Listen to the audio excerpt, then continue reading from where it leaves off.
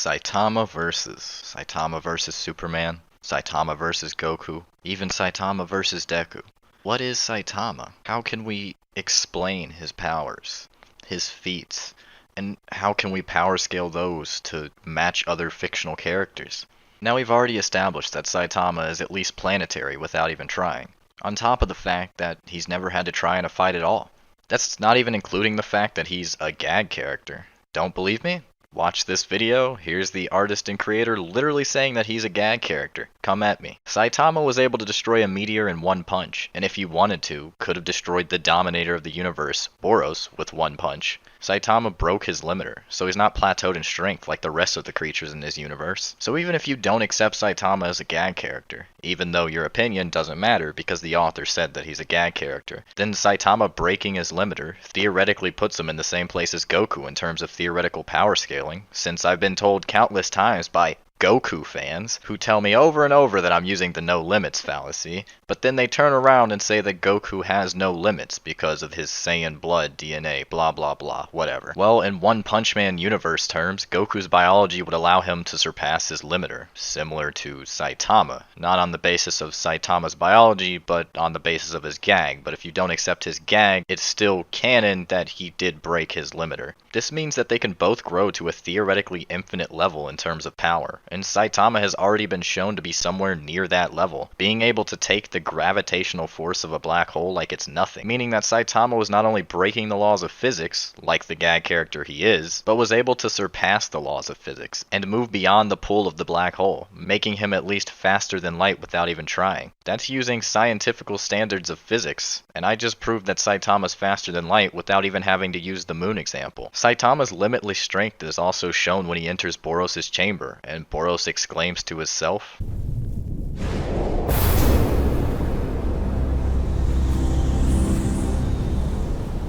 この星の代表か、計り知れないエネルギーを感じる." which could mean one of two things without context. It could mean that he literally cannot get a read on Saitama's power because it is so limitless and thereby theoretically infinite that he simply can't get a read on it because it'd be uncountably infinite. Or that Boros is so weak compared to Saitama that his understanding of Saitama's strength is simply so overwhelming to his senses that Saitama seems nigh omnipotent to him because of the ridiculous gap in their power levels. It's similar to how a contemporary human would view a fourth dimensional being. This being would basically be seen as omnipotent, limitless, nigh omnipotent, whatever term you want to use to describe them with, compared to this human, even though technically a fifth dimensional being would be infinitely stronger than this fourth dimensional being. But then again, we know Saitama is a gag character. The artist for One Punch Man even admitted that Saitama is on his own plane, different than all the other characters in his universe. And even if for some reason you don't want to admit that Saitama is a gag character, then we can go back to the in-universe explanation that Saitama has broken his limiter, meaning that he is similar to Goku in the aspect that he can achieve an infinitely high level of power no matter what. There is simply nothing holding him back now. He is limitless in power. Boros again admitted he couldn't sense a limit to his strength. So given context, Boros' claim is not hyperbole, it's just true. Whether you want to view it in the gag sense, the in-universe explanation sense, or even the scientific standard sense, Saitama is really strong. Now when I say the name One Punch Man referring to the anime, webcomic, and manga, I'm not saying that because it's called One Punch Man that he is One Punch Man. I'm saying that given all of this context, all of his feats without trying, and his literally limitless strength, it's called One Punch Man because he is One Punch Man. No one in universe, Saitama's universe specifically, has referred to him as One Punch Man. Saitama has shown that he can end any fight he's been in with one punch. He has shown 3 objectively factual ways that he is strong enough to earn the title. So it's obvious why the anime is called One Punch Man, and why he is referred to as One Punch Man. For those claiming name fallacy, as I just explained, it's not because the anime is called One Punch Man that he is One Punch Man. It's because he is One Punch Man that the name is called One Punch Man. For example, it's not called Batman because he is a man who is a bat. That's Man-Bat, which is a completely different character, and Man-Bat isn't even a bat who is a man. But regardless, Batman is Batman. Batman is the name of his comic, show, video game, whatever. But it's not because the show's name is Batman that he is Batman. The show's name is Batman because he is Batman. If it were the case that the shows were named and then given to their character, then this person would be called Dragon Ball Z. Or I guess he would be called Dragon Ball since that was the original. But he's not. This is Goku. This show isn't called Goku either. Goku is a character in Dragon Ball Z. Batman is a character in Batman Arkham Knight the video game. One Punch Man is the One Punch Man the title's referring to, not the giver of his power or his name. It's simply a reference. Also, when I say Saitama is always holding back, here's what I mean. Episode 1, he's holding back because he didn't do this to the city. Episode 2, he's holding back because he didn't do this to the city.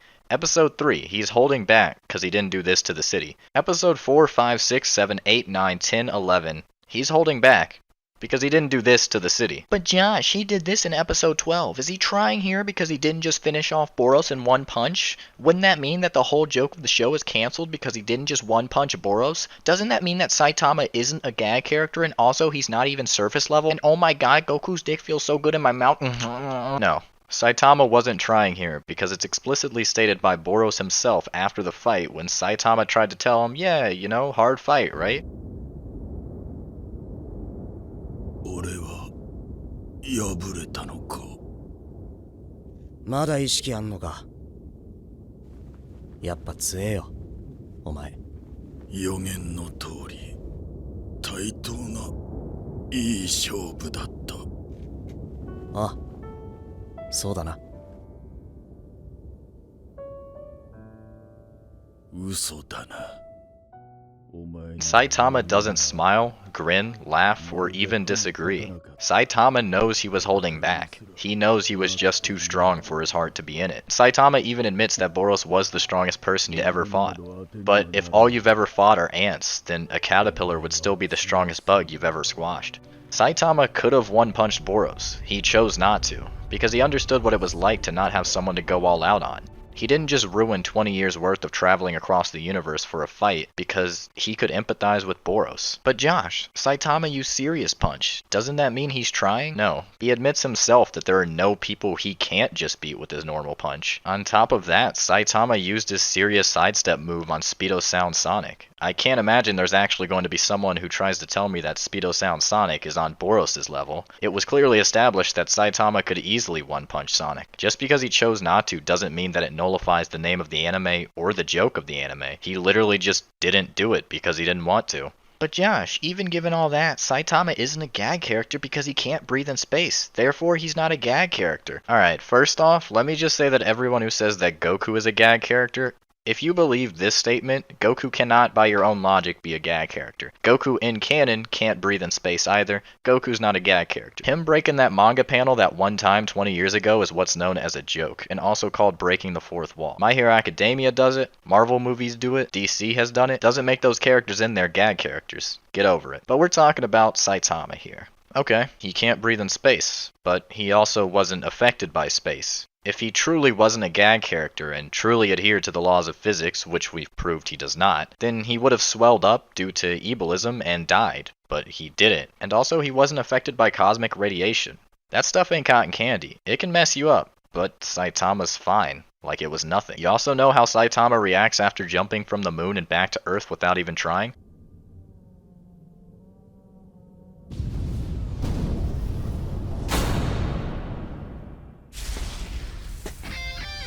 Oh. いけた. This dude was not even taking the fight seriously after it straight up got to a point where he was kicked to the moon. You're telling me he was trying? But to be honest, people who use this point don't even understand physics. Him not breathing in space isn't the thing you should be worried about. You should be worried about the fact that he doesn't just straight up die and suffocate in the vacuum of space as all the gases are forced out of his system due to the lack of pressure. Oh, wait. That doesn't happen because the laws of physics don't apply to him. Hell, we can even discuss what would have happened if Saitama missed the moon. Murata says that he would have just used Serious Fart or blown in the other direction. Like, really? People are trying to tell me this dude is 100% trying, or that he's taking the fight seriously, or that he's not a gag character after this? Really? So, to be honest, to me, this point is just stupid. But let's go even further. Bugs Bunny can't breathe in space, Arale can't breathe in space, Cabbage Guy can't breathe in space, and Squirrel Girl can't even breathe in space. Are they all now not gag characters because of that? It's a rhetorical question because they still are gag characters. Adhering to some sense of laws of physics does not mean you're not a gag character. Arale is affected by gravity and force, things that are inherently functions of the laws of physics. Bugs Bunny ages in some continuities, but they're both still gag characters. But Saitama is a parody, not a gag. Saitama can be both. There's nowhere, no law, no nothing that states a character cannot be a gag and also a parody of something at the same time. If Bugs Bunny dressed up as Batman and made fun of Batman, he would still be a gag character and a parody character. I mean, hell, when Arale shows up in Dragon Ball, she is literally parodying the ridiculous power levels of Goku and the rest of the Dragon Ball Z characters by cracking the earth with one finger, showing how ridiculous and absurd that is. In that essence, she was parodying Dragon Ball's power scaling, thereby being a gag and a parody character. Plot fallacy. You can't use Saitama's joke in a fight because that's plot armor and plot fallacy. Well, the thing is, I can and I will. But how about I use Arale for this next example? If I say Captain America versus Arale, who wins? Well, it's easy. It's Arale. Her gag makes her so strong enough to crack the earth with one finger, there's no way Captain America would be able to touch her. Is that a plot fallacy? I don't think so. It's completely fair to compare those two that way because Arale's feat may have come from her plot armor as a gag character, but that's literally inherent to her character. Therefore, when I use Saitama's gag feats as proof of him winning battles, I'm doing the same thing that I just did with Arale because it's fair and it's inherent to the characters. If you accept that Arale beats Captain America, why can't Saitama's gags also be used in fights as proof of why he would beat other characters? But Hakai works on gag characters because Beerus did it to Arale, and therefore Hakai can literally work on any gag character ever no matter what Saitama loses. Oh, what's this? You're telling me Hakai has no limits? Oh, that's funny. Hold on, let me just pull out my handy dandy no limits fallacy here.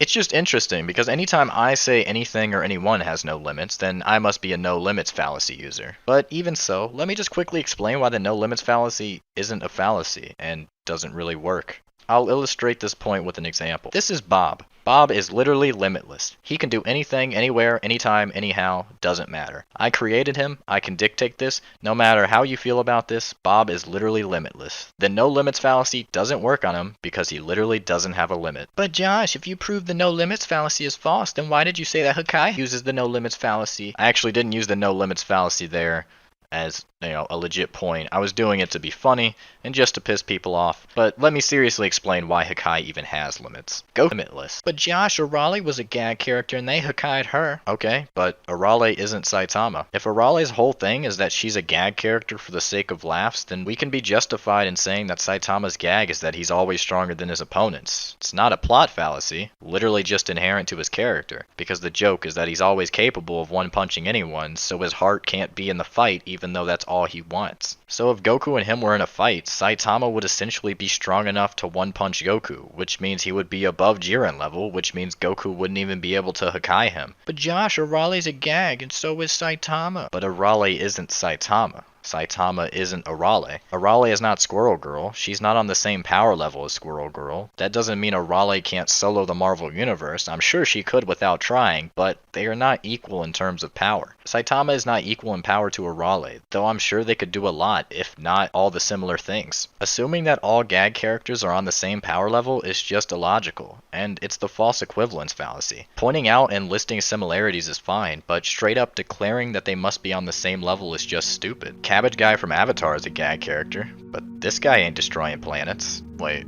why do I hear boss music? Oh, Josh inspires the versus battle master. You think you're so smart, huh? Who the hell are you? I'm Rosie Kaioken times infinity, cause that's how strong Goku is, and no one ever can beat him. You might have fooled all these other people, but you ain't convincing me. Cause you think you're so smart, but you suck at debating, and you're stupid, and your hair is too messy, and you're ugly, and you got a 5 head, and you look like an undercooked toaster strudel. You simpleton. You insolent fool. You think You think with all these definitions and logic and reason and calm, nice ASMR-like voice that you can explain that Saitama's a gag character? No, you forgot the last piece. The last piece of evidence. I've debunked you 1,000,000 times, and I'll do it 1,000,000 times again because you'll never get past this objective. You might have talked your way out of every other obstacle, but not this one. How can Saitama be a gag character if his manga has a plot? Oh.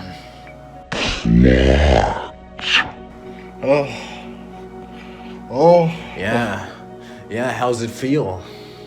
Oh, it feels good. It feels really good. Oh, it feels so good. Because you might think that I have no defense, that I need to sit here for months on end looking at evidence and finding something that reinforces my viewpoints, but I already have a defense. You say that gag characters can't have a plot, and you claim that One Punch Man's transition into more serialized storytelling is indicative of having a plot. You say, by this very definition, that Saitama cannot be a gag character, but you missed it. I already tackled this issue. Do you know where Squirrel Girl got her title of a gag character? Where she debuted as one? Where she is known as the very thing she still is today? Well, of course. It came from Marvel's book by Nathan Henderson called The Unbeatable Squirrel Girl Beats Up the Marvel Universe. And do you know what that book's about? Could you give me a synopsis of it?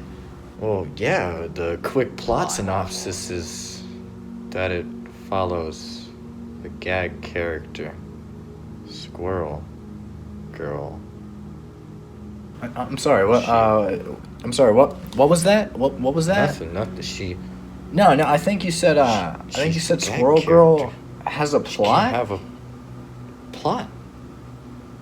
She. Yeah, that's what I thought. A gag character can have a plot. That's what I thought. A gag character. A gag character can have a plot. So when I say Saitama can beat Goku, this is what I mean. Saitama wins with one punch, man.